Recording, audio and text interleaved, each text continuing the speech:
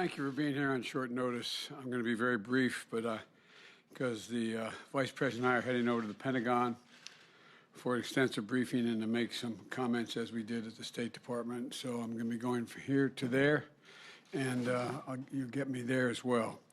I want to say good afternoon, everyone. I want to give you an update on the latest regarding our response to the military coup in Burma.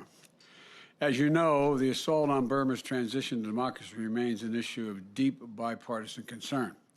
We've consulted at length, for example, with Senator McConnell, who has had a very keen interest in this, and his team, and we welcome their helpful insights. We've also been in close contact with our allies and partners around the world, particularly in the Indo-Pacific region, driving vigorous diplomatic outreach to help coordinate an international response to what happened. The strong and unified message emerging from the United States has been essential, in our view, to encouraging other countries to join us in pressing for immediate return to democracy. Last week, the United States helped bring together the UN Security Council, which issued a strong statement in support of Burmese democracy. And this week, we will use our renewed engagement on the Human Rights Council to strengthen the world's commitment to human rights in Burma.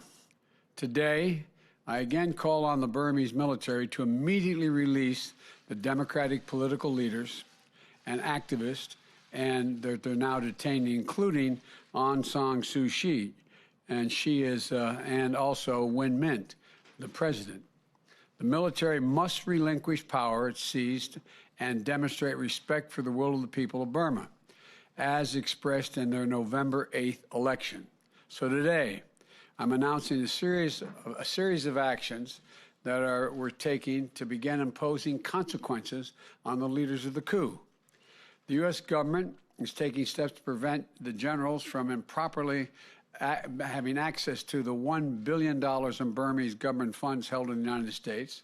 And today, I've approved a new executive order, excuse me, a new executive order enabling us to immediately sanction the military leaders who directed the coup, their business interests, as well as close family members. We will identify at first round of targets this week, and we're also going to impose strong exports controls. We're freezing U.S. assets that benefit the Burmese government while maintaining our support for health care, civil society groups, and other areas that benefit the people of Burma directly.